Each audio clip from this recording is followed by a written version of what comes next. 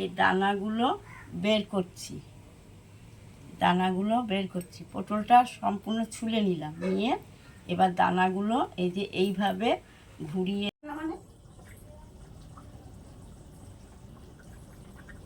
আর এই বড় বড়গুলো আপনি রসার মধ্যে দিয়ে দিলেই হবে।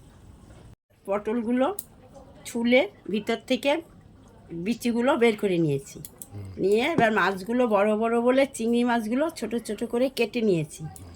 এখন এই টমেটো কুচিয়েছি, রসুন, আদা, পেঁয়াজ, কটা কাঁচা লঙ্কা, এইগুলো এখন মিক্সিতে দেব। আর এই যে দানাগুলো দেখছেন, এই পটলের দানাগুলো দিয়ে, রসুন দিয়ে, আদা দিয়ে, পেঁয়াজ দিয়ে, এইগুলো কটা চিংড়ি মাছ দিয়ে এগুলো মিক্সিতে দেব, দিয়ে তেলের ভিতর কালো জিরা, নুন, হলুদ, একটু মিষ্টি দিয়ে এগুলো নেড়ে নেব, নিলে কষানো হয়ে যাবে, এইটুকুনো হয়ে যাবে। এই যে পটলগুলো কাটা ছিল না, এগুলো সব তেলে দিলাম, দিয়ে এবার একটু ঢেকে পটলগুলো তেলে দিয়ে দিলাম, শুকনো, কিছু সোমবারও দেয়নি, লবণ ফবণ।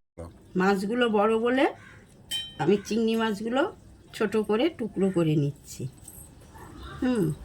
তারপরে আপনাদের এই সাদা জিরে ফোড়ন দিলাম, দিয়ে ওই যে পেস্ট করা মশলাগুলো, এই যে সব পেস্ট করা মশলাগুলো দিলাম, সব পেস্ট করা মশলাগুলো সব দিলাম, আদা, রসুন, পেঁয়াজ, এই সব পেস্টগুলো দিয়ে দিলাম। এবার একটু নুন, হলুদ, এই যে এবার একটু লবণ দিলাম,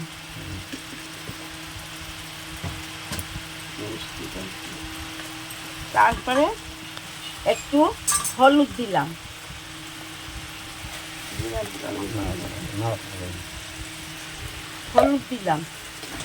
এবার একটু লঙ্কার গুঁড়ো, জিরার গুঁড়ো, একটু মিষ্টি দেব, দিয়ে এর ভিতর মাছগুলো দিয়ে দেব।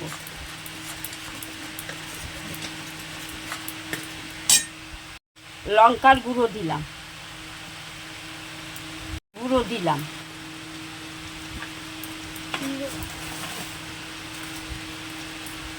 এবার একটু মিষ্টি দিলাম,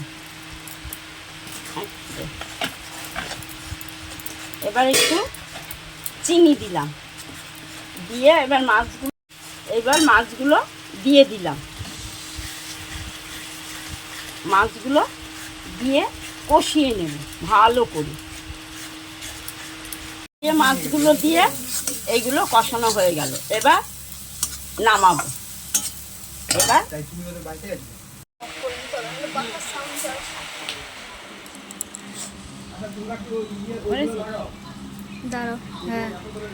এই যে চিংড়ি মাছগুলো কষিয়ে রেখেছিলাম সব মশলা দিয়ে, আর পটলগুলো যে হালকা করে ভেজে নিয়েছিলাম, এগুলো ঠান্ডা হওয়ার পর এই দেখুন পটলের ভিতর এইভাবে মশলা শুদ্ধ আর চিংড়ি মাছ শুদ্ধ এইগুলো ভরে দিচ্ছি, পরে আবার কষাবো, কষিয়ে কিভাবে করব সেটাও দেখাচ্ছি আপনাদের। মাছের পুর ভরা হয়ে গেছে, এবার কটা এক্সট্রা মাছ রেখেছিলাম, মাছটা একটু হালকা করে ভেজে নিলাম, এই দেখুন হালকা করে ভেজে তুলে নিলাম,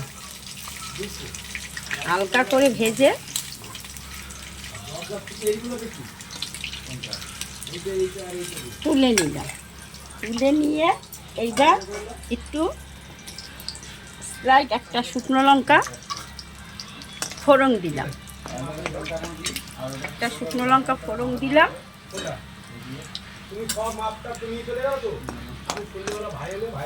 লঙ্কা একটুখানি ভেজে নিই।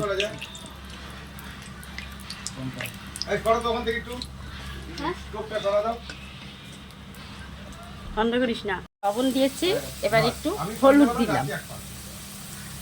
হলুদ দিলাম, এবার একটু লঙ্কা গুঁড়ো দিলাম, ঝাল অনুসারে আপনারা যে যেমন ঝাল খান সেই অনুসারে আপনারা ঝালটা দেবেন। আর এবার একটু জিরের গুঁড়ো দিলাম, এবার একটু মিষ্টি দিলাম, দিয়ে এটা ভালোভাবে কষাবো। দেখুন কিভাবে কষায়, এটা ভালোভাবে কষাতে হবে। ভাজা তেল একটু ছিল, বেঁচে ছিল, একটু এর ভিতর দিয়ে দিলাম ভাজা তেলটা। দেখেছেন মশলাগুলো কষানো এবার হয়ে গেছে। এই দেখুন মশলাগুলো সব রকম, পেঁয়াজ, আদা, রসুন, টমেটো, এইগুলো হলুদ, নুন, জিরের গুঁড়ো, মিষ্টি সব কিছু দিয়ে কষালাম। কষিয়ে এই যে পটলগুলোর ভিতর চিংড়ি মাছ ভরে রেখেছিলাম এইগুলো এবার এর ভিতর দিয়ে দিলাম। এই দেখুন এইগুলো একটা একটা করে দিয়ে দিলাম।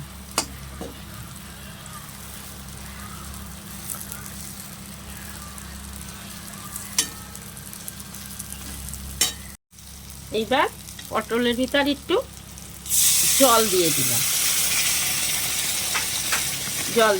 আর এই যে কটা ভাজা মাছ রেখে দিয়েছিলাম এটা দিয়ে দিলাম এর ভিতর। এটা আবার হয়ে গেলে গরম গরম নামিয়ে গরম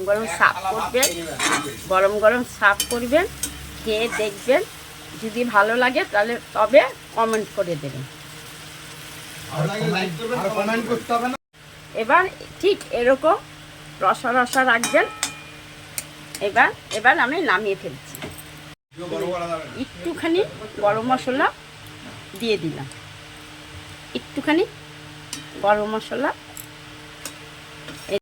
এই যে গরম গরম নামিয়ে নিলাম এই রসাটা।